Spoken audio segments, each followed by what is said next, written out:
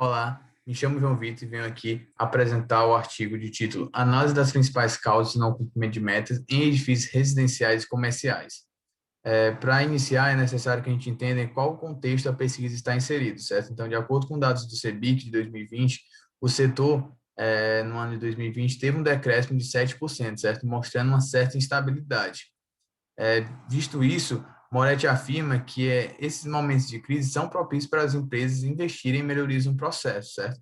Porém, quais são as principais problemáticas hoje que o setor enfrenta? De acordo com Oliveira, 95% dos empreendimentos no Brasil são entregues com atraso, certo? Mostrando, então, que existe uma incapacidade e uma falta de planejamento das construtoras. Porque de Felipe afirma, complementando essa informação repassada por Oliveira, que as empresas não atrasam suas obras por existir algum tipo de benefício, e sim por não conseguirem cumprir com o planejado, certo? Então, diante desse exposto, esse trabalho tem como objetivo analisar 10 empreendimentos verticais, certo? E analisar quais são as causas do não cumprimento de metas, certo? Visando conhecer essas causas e aplicar um sistema de melhoria contínua para que essas causas não aconteçam com tanta frequência e a gente consiga vencer essa problemática em relação aos atrasos de obras. É, Aqui a gente, como falado anteriormente, a gente pegou um banco de dados existente, certo? Então a gente pegou, uma empresa de consultoria em gerenciamento de obras forneceu um banco de dados com mais de 20 empreendimentos, certo? Para serem analisados, no qual a gente fez uma triagem e pegou aqueles que apenas tinham mais de 70% dos meses de acompanhamento com o relatório de causas de não cumprimento de metas, certo? Que é o objetivo principal desse trabalho, que é enviado para o cliente uma lista com as atividades que estavam previstas serem realizadas, no qual eles não realizaram, para justificar o motivo para essa não realização dessas atividades, certo? Então, a partir desse banco de dados existente, a gente começou a fazer algumas análises. As análises realizadas foram as de ocorrência do não cumprimento de metas, certo? A de tendência central e dispersão, e a de causas por grupos e subgrupos, certo? A de ocorrência do não cumprimento de metas, a gente conseguiu verificar a relação do sistema, a partir da contagem do número de ocorrências das problemáticas, avaliar quais são aquelas que têm o maior número de ocorrências, para avaliar como é que se comporta essas problemáticas ao longo das obras. Foi realizadas medidas de tendência central e dispersão, como média, mediana e desvio padrão.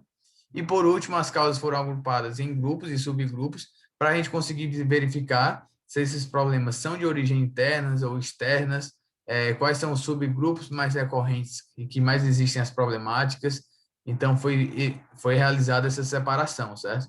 Como resultado, o primeiro resultado por número de ocorrências, a gente conseguiu obter as 10 principais causas do não cumprimento de metas, certo? Pelo processo de contagem. Então, a principal problemática foi mudança do plano de ataque da obra, a segunda, área de trabalho não liberada, a terceira, predecessora não concluída ou fora do prazo, a quarta, falta de terminalidade e a quinta, falta de mão de obra, certo? Então, com essas 5 principais problemáticas, a gente avaliou o comportamento delas ao longo das obras, certo? Para conseguir verificar se existe uma grande variação do número do percentual de ocorrência dessas problemáticas ao longo das obras. E aqui a gente deixou explícito aqui um gráfico box plot, certo? No qual a gente consegue verificar os limites superiores e inferiores das problemáticas, certo? Então, no caso dessa primeira problemática, mudança do plano de ataque da obra, a gente consegue verificar que o limite inferior dela é abaixo de 10%, enquanto o limite superior é acima de 50%, certo? Então, a gente verifica que existe uma mudança no grau de importância, no percentual de ocorrência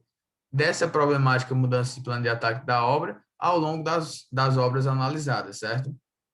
E, por fim, a gente verificou também, como falando anteriormente, a questão dos grupos e subgrupos, certo? A gente fez as análises dos grupos, que são as origens dos problemas, e verificou que os principais problemas são de origens internas, certo? E os subgrupos que mais existem causas cadastradas é o subgrupo de planejamento e mão de obra, certo? E para verificar a comparação dos resultados e verificar se o trabalho está se mantendo de acordo com aquilo que já existia na literatura, foi feita uma comparação com o trabalho de Bortolazza e com o trabalho de Moura, certo? E conseguiu-se avaliar que se manteve ainda mão de obra e planejamento como as principais problemáticas do setor, certo? Da mesma forma que o trabalho de Bortolazza e Moura.